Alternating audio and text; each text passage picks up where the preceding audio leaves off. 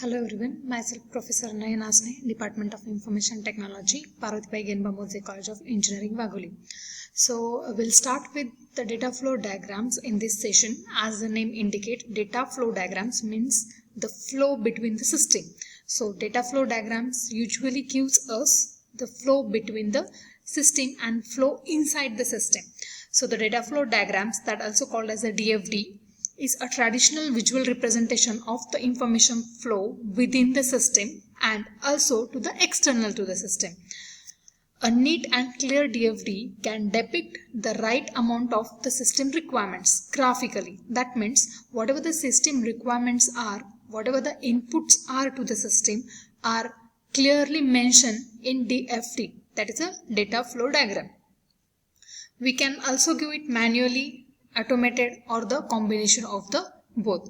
So it shows how the data enters and live into the system.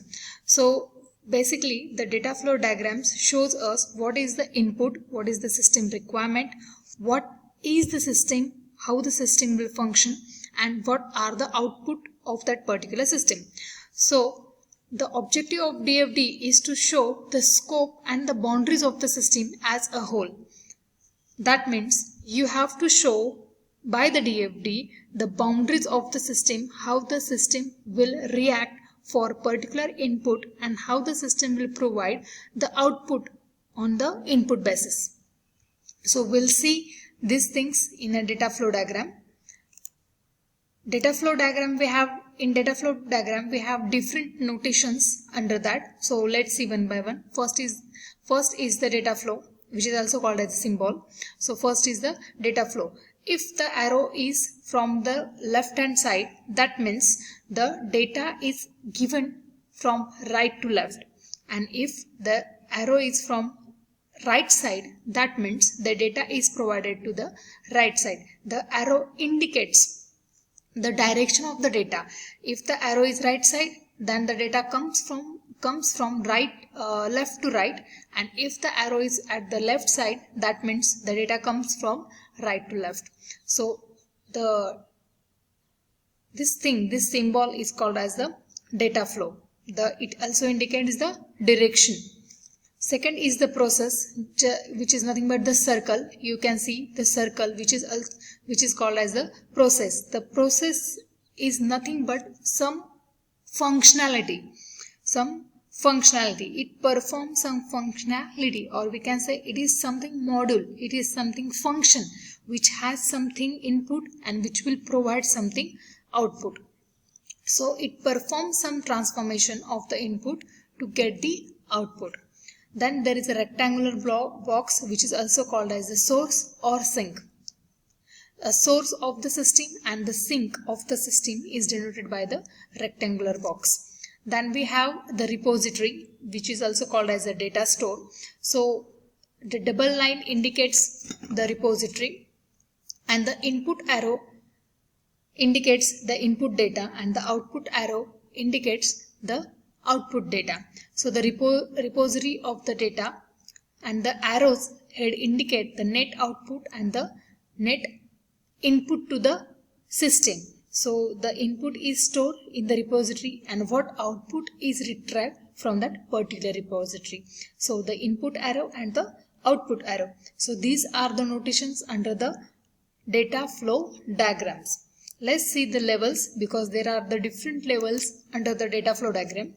The first is the level 0 DFD. So it is known as the functional system model or the context diagram, represented the entire software requirement as a single bubble with input and output data denoted by the incoming and outgoing arrows.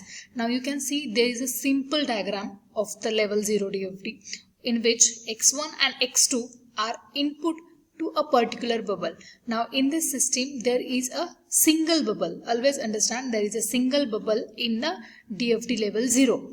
So there are inputs like x1 and x2 to the bubble. Bubble is nothing but your system. So there is a system A, and we have a particular output of y from the system A. This is the overall DFD of system A performing some y output from X1 and X2 input. This is the level 0 DFD. Now we have second example of student result management. Again there is a single bubble, as we have said level 0 will always contain a single bubble with inputs and with the different outputs. So in this example we have student result management, in which we have different inputs. From administrative department we will have the user account details. From student information entry we will have some student name and roll numbers. Some data operators will be there, they will give some input to the student result system. Some subject information will be there, from which subject the student is having from this semester. This entry is given to the student result management. Then mark entry for the particular subjects will be given to the student result management. And what the student result management will give us then? The student information reports. Then the mark sheets and the student performance reports is generated. So we have the 4 inputs and 3 outputs: by administrative department, by student data center, by subject information, and by the marks entry for the particular subject.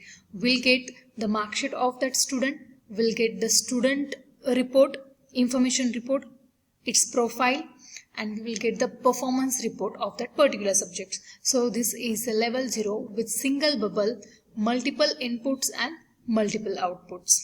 So this is the level 0, which is also called as the fundamental system model. Then we have level 1. In level 1 the context diagram is decomposed into the multiple bubbles. In level 0 we have a single bubble. In level 1 we can have the multiple bubbles, which will indicate the multiple functionality in your process or in your system.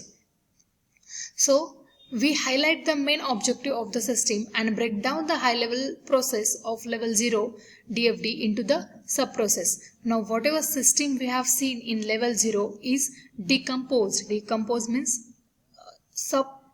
subdivided. It is subdivided into the small bubbles, which will be multiple bubbles. In DFD 0 there is a single bubble. In DFD level 1 there is a multiple bubbles, which is having a multiple functionality. We can also call it as a sub processes. Okay? So we have the mark information management, we have report generation model or function or bubble, we have student information management, we have subject student sub choice management, that is subject choice. Then we have student info management, we have login part, and we will have the user account management. So whatever inputs we have seen, in DFD level 0, all these inputs will have a particular functionality in level 1. So level 1 is more detailed version of level 0, in which the different inputs of the level 0 is sub-processed into the sub-functionality. Okay, so we have the login, we will have the user account management, we will have the student information management, we will have the student info management, we will have the student sub-choice management, we will have the marks information management, and the report generation. This all will have the different input and will have the different output. So first, while entering into the system, we will have the login, which will give the authenticity of your student by entering the user ID and password. Okay. After that, the mark system, the information student information system, and the student sub choice system, subject choice system will be worked together to obtain the report generation. Again, they will have the information from the user account system. The double line will always indicate your repository. Repository is nothing but your database. So we'll have the mark details, we will have the student subject choice details, we'll have the student details, then we'll again have the subject information and the user account information databases into the system. So working together with different models will reach to the report generation. So this DFD level 1 is the more detailed version of the DFD level 0. So again we have the next level, which is the level 2 of the DFD, that is the data flow diagrams level 2. The level 2 goes more detailedly with the level 1, means whatever single bubble was there in a level 0 will have the multiple bubbles in level 1, which is the basic functionality or the basic inputs which were given to the level 0. So the level 0 inputs are functionality in level 1. In level 1 we have seen the detailed version from the level 0, and the level 2 is more detailed version of your level 1. So it can be used to